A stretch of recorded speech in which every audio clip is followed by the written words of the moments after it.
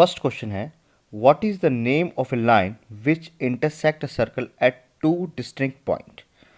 अगर किसी सर्कल में एक लाइन इसको दो पॉइंट पे इंटरसेक्ट करे, सपोज कीजिए दो पॉइंट पे यहाँ पे इंटरसेक्ट कर रही है, एक इस पॉइंट पे और दूसरा इस पॉइंट पे, तो इसको हम सीकेंट कहते हैं। ये हमारा सीकेंट कहलाता है, या हिंदी में से हम छेदक रेखा कहते हैं। ठीक है। अगर किसी सर्कल के अंदर कोई पॉइंट लाई कर रहा होता है तो इस पॉइंट से हम एक भी टेंजेंट ड्रॉ नहीं कर सकते। टेंजेंट होता क्या है, जो सर्कल को सिर्फ और सिर्फ एक पॉइंट पे टच करके जाता है। अगर हम यहाँ से कोई भी एक टेंजेंट ड्रॉ करने की कोशिश करेंगे तो हमें दिख रहा है कि ये दो पॉइंट पे इसको इंटरसेक्ट करता है, दो पॉइंट पे इसको कट करता है, और दो पॉइंट पे अगर इंटरसेक्ट कर रहा है तो ये टेंजेंट नहीं है। उसी तरीके से अगर सर्कल के ऊपर कोई पॉइंट लाई करता है, जैसे सपोज कि यहाँ पे कोई पॉइंट लाई कर रहा है, तो इस पॉइंट से होकर हम सिर्फ और सिर्फ एक टेंजेंट जो है वो ड्रॉ कर सकते हैं। ठीक है, जो इस पॉइंट से टच होके जाएगा। और उसी तरीके से अगर सर्कल के बाहर कोई पॉइंट लाई कर रहा है, जैसे सपोज कि यहाँ पे कोई पॉइंट लाई कर रहा है, तो इस पॉइंट से है इस सर्कल पे हम दो टेंजेंट जो है ड्रॉ कर सकते हैं। एक यहाँ पे ड्रॉ कर सकते हैं, सिमिलरली यहाँ से हम ड्रॉ कर सकते हैं। ठीक है, तो हमें ध्यान रखना है, अगर पॉइंट सर्कल के अंदर लाई कर रहा है तो हम एक भी टेंजेंट ड्रॉ नहीं कर सकते हैं। अगर सर्कल पर के ऊपर लाई कर रहा है तो हम एक टेंजेंट ड्रॉ कर सकते हैं, और अगर पॉइंट सर्कल के बाहर लाई कर रहा है तो उस पॉइंट से हम दो टेंजेंट जो है वो ड्रॉ कर सकते हैं। ठीक है, इसको हम याद रखेंगे। अगर कोई लाइन सर्कल को दो पॉइंट पर इंटरसेक्ट कर रही है, दो जगह काट रही है, तो उसको हम सीकेंट कहते हैं। ठीक है, नेक्स्ट क्वेश्चन देखते हैं। क्वेश्चन नंबर 2 है, what is the area of the largest square that can be inscribe in a circle of radius 12 centimetre. तो हमारा क्वेश्चन है कि एक सर्कल के अंदर स्क्वायर बना हुआ है, तो स्क्वायर का एरिया क्या होगा, जो लार्जेस्ट स्क्वायर है। देखिए ध्यान से, अगर ये इसका सेंटर है तो हम क्या कर सकते हैं, इस पॉइंट से इसको मिलाते हैं। ठीक, तो ये क्या बनेगा, एक राइट एंगल ट्रायंगल बनेगा, क्योंकि ये स्क्वायर है। स्क्वायर के जो डायगोनल होते हैं वो 90 डिग्री पर बाइसेक्ट करते हैं। ओके, और दूसरी बात, ये सर्कल के हिसाब से दोनों रेडियस है, और रेडियस 12 सेंटीमीटर, ये भी 12 सेंटीमीटर का होगा। ठीक, तो ये एक राइट एंगल ट्रायंगल है ए बी सी। अगर हम इसमें पाइथागोरस थ्योरम लगाएं तो क्या होगा, ए सी का स्क्वायर इक्वल हो जाएगा ए बी का स्क्वायर प्लस बी सी का स्क्वायर। तो ये आ जाएगा हमारे पास 12 का स्क्वायर प्लस 12 का स्क्वायर, ये आएगा 144 प्लस 144 288, और उसको सिंप्लीफाई करेंगे तो 12√2, ये हमारा ए सी की वैल्यू आ गई। ठीक है, अब हमारे पास इसकी एक साइड निकल गई तो हम इसका एरिया निकाल सकते हैं। तो एरिया ऑफ स्क्वायर क्या होता है, ये होता है side into side, side into side. तो ये हमारा हो गया 12√2 इंटू 12√2, ये आ गया 144 इंटू 2, यानी कि 288 सेंटीमीटर स्क्वायर। ये हमारा आंसर आ गया। नेक्स्ट क्वेश्चन देखते हैं। क्वेश्चन नंबर 3 है, what is the area of the sector of a circle of radius 6 centimetre and whose centre angle is 30 degree. तो हमारे पास आर की जो वैल्यू है वो 6 सेंटीमीटर गिवन है, और थीटा की जो वैल्यू है वो 30 डिग्री गिवन है। ठीक, और हमें एरिया ऑफ सेक्टर निकालना है। तो एरिया ऑफ सेक्टर क्या होता है, पाई आर स्क्वायर थीटा अपॉन 360। तो पाई की वैल्यू हमारे पास 3.14 है अकॉर्डिंग टू क्वेश्चन, आर है 6 इंटू 6, थीटा है 30 अपॉन में 360। तो देखिए 0 से 0 कट गया, 6 6 से 36 कैंसिल आउट हो गया, तो फाइनली क्या बचा 3.14 इंटू 3, इसको मल्टीप्लाई करते हैं तो 9.42 सेंटीमीटर स्क्वायर हमारा आंसर आ गया। नेक्स्ट क्वेश्चन देखते हैं। क्वेश्चन नंबर 4 है, if the circumference of two circles are in the ratio 2:3, what is the ratio of their areas. तो हमारे क्वेश्चन के अंदर जो फर्स्ट और सेकंड दो सर्कल का जो सर्कमफ्रेंस का रेशियो है वो 2:3 दे रखा है, ठीक है, वो 2:3 दे रखा है, 2/3। तो अगर पहले वाले सर्कल का सर्कमफ्रेंस निकाला जाए तो क्या आएगा 2πr, दूसरे वाले का निकाला जाए तो क्या आएगा 2πr, ठीक। और इन्होंने बता रखा है कि इनका सर्कमफ्रेंस का रेशियो आएगा 2:3। तो देखिए ध्यान से 2 से 2 कैंसिल आउट हो गया, पाई से पाई कैंसिल आउट हो गया। एक्चुअली हमारे पास R1/R2 का जो रेशियो है वो दे रखा है 2/3, और उसने हमसे पूछा है what is the ratio of their areas, ठीक है। तो एरियाज कैसे निकलते हैं, एरिया निकलता है हमारे पास πr² से, ठीक। तो पहले सर्कल का अगर एरिया निकालेंगे तो क्या निकलेगा हमारे पास πr², और दूसरे वाले का निकालेंगे तो क्या निकलेगा πr², ठीक। अब देखिए पाई से पाई कैंसिल आउट हो गया, और R1/R2 का मतलब क्या है 2/3, तो 2/3 का हम क्या करेंगे स्क्वायर कर देंगे क्योंकि स्क्वायर लगा है, तो ये हमारा हो जाएगा 2/3 का स्क्वायर। फाइनली आ गया 4/9, तो रेशियो आ गया हमारा 4:9, ये हमारा आंसर आ गया। नेक्स्ट क्वेश्चन देखते हैं। क्वेश्चन नंबर 5 है, what is the perimeter of A sector with radius 10.5 centimetre and sector angle is 60 degree. तो हमारे पास रेडियस आर की जो वैल्यू है वो 10.5 सेंटीमीटर गिवन है, और थीटा की जो वैल्यू है वो 60 डिग्री गिवन है। तो हमें इसका पेरीमीटर निकालना है। इस क्वेश्चन के अंदर हमारे पास थीटा की जो वैल्यू है वो 60 डिग्री गिवन है, और रेडियस जो है ये 10.5 सेंटीमीटर का है, ये भी 10.5 सेंटीमीटर का है, और हमें इसका पेरीमीटर फाइंड आउट करना है, ठीक है। तो सबसे पहले हमें क्या निकालना पड़ेगा आर की लेंथ। तो L इक्वल टू क्या होता है हमारे पास 2πr थीटा अपॉन 360 डिग्री, ठीक है। 2 के बजाय 2, पाई की 22/7, आर हमारे पास है 105, इसका पॉइंट आकर नीचे 10 लगा देते हैं, थीटा की वैल्यू 6 अपॉन में 360। तो देखिए इससे गया 6 टाइम से, 10 से 5 2 जा 10, 5 21, 2 से ये कैंसिल आउट हो गया, देन 7 3 टाइम्स पे, 3 2 टाइम्स पे, एंड 2 से 11। तो फाइनली हमारे पास सिर्फ 11 बची है, यानी कि इसकी लेंथ जो है वो 11 सेंटीमीटर आ गई है। तो पेरीमीटर कितना होगा, पेरीमीटर के लिए हम क्या करेंगे आर की लेंथ को प्लस ये वाली रेडियस को प्लस इस वाली रेडियस दोनों को भी ऐड कर लेते हैं, जिससे हमारा पेरीमीटर निकल जाएगा। तो 10.5 प्लस 10.5, तो फाइनली हो गया ये 32 सेंटीमीटर, ये हमारा आंसर आ गया। नेक्स्ट क्वेश्चन देखते हैं। क्वेश्चन नंबर 6 है, find the area of the largest triangle that can be inscribe in a semi circle of radius r centimetre. तो सबसे पहले हम एक सेमी सर्कल बनाते हैं। तो अब सेमी सर्कल में हम बनाते हैं एक लार्जेस्ट ट्रायंगल। तो इसके हम एक लार्जेस्ट ट्रायंगल ड्रॉ कर, ये हमने लार्जेस्ट ट्रायंगल ड्रॉ कर लिया। Semi circle of r unit, तो इस सेमी सर्कल का जो रेडियस है ये हमारी r यूनिट की है, ठीक है।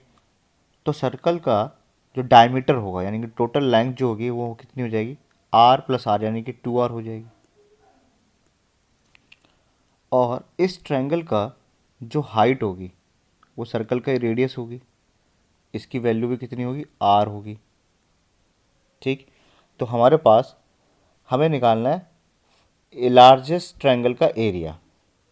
तो इसके लिए चाहिए एरिया ऑफ ट्रायंगल क्या होता है, एरिया ऑफ ट्रायंगल ये होता है 1/2 बेस इंटू हाइट। तो ट्रायंगल का बेस कितना है 2r है और हाइट r है, 2 से 2 कैंसिल हो जाएगा, तो फाइनली हमारा r² यूनिट जो है इसका एरिया निकल जाएगा। नेक्स्ट क्वेश्चन देखते हैं। क्वेश्चन नंबर 7 है a boy is cycling such that the wheels of the cycle are making 140 revolution per minute. If the diameter of the wheel is 60 centimetres, calculate the speed of cycle. तो इस question के अंदर 140 revolution किए गए पर minute के हिसाब से, और डायमीटर है इस व्हील का वो 60 सेंटीमीटर का है। ठीक है, तो अगर डायमीटर 60 सेंटीमीटर का है तो रेडियस जो है हमारा कितना हो जाएगा, ये 30 सेंटीमीटर का हो जाएगा। तो आर की जो वैल्यू है वो 30 सेंटीमीटर होगी। ठीक, और हमें स्पीड कैलकुलेट करनी है। ठीक, तो सबसे पहले देखिए कि नंबर ऑफ रिवोल्यूशन हमारे पास है यहाँ पे वो 140 है, और इसमें जो टाइम लग रहा है वो कितना लग रहा है, 1 मिनट का टाइम लग रहा है। ठीक, तो डिस्टेंस कवर इन 1 रिवोल्यूशन, सबसे पहले दिखाते हैं कि हम एक रिवोल्यूशन अगर साइकिल का पहिया एक बार घूमता है तो कितना डिस्टेंस कवर होता है।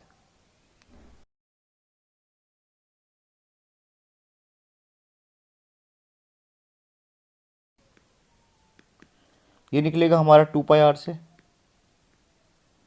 तो 222/7 और r हमारा है 30, तो ये हमारे पास आ गया 1320/7 सेंटीमीटर। ये एक रिवोल्यूशन में कवर हुआ है, और ऐसे टोटल 140 रिवोल्यूशन किए गए हैं। तो डिस्टेंस कवर इन 140 रिवोल्यूशन।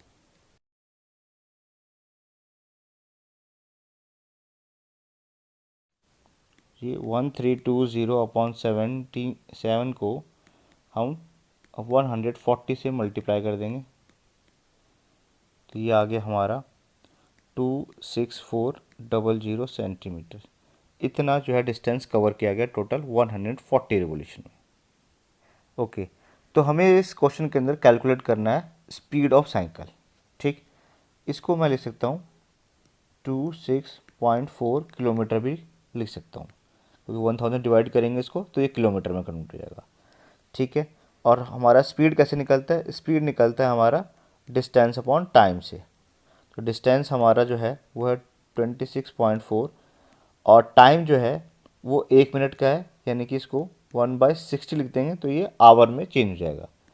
तो फाइनली जो है हमारा 26.4 इंटू 60 ऊपर चले जाएगा, तो ये मल्टीप्लाई करते हैं इसको, तो ये आ गया हमारा 15.84 किलोमीटर पर आवर, ये इसकी स्पीड निकल गई।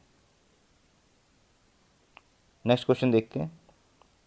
क्वेश्चन नंबर 8 है the length of the minute hand of a clock is 14 centimetre, find the area served by the minute hand in 15 minute. Okay, तो सबसे पहले देखिए, अगर क्लॉक की जो हैंड है वो 14 सेंटीमीटर लंबी है, इट मीन्स आर जो है हमारे पास वो 14 सेंटीमीटर आ गई। ठीक, और 15 मिनट्स में कितना एरिया उसने कवर किया ये हमें पता लगाना है। तो सपोज़ कीजिए 15 में अगर 12 पे थी सुई और वो 3 पे आ गई है, हमारी घड़ी की सुई जो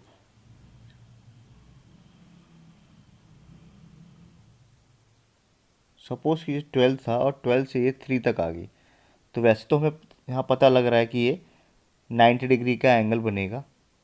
ठीक है, लेकिन देखिए ध्यान से,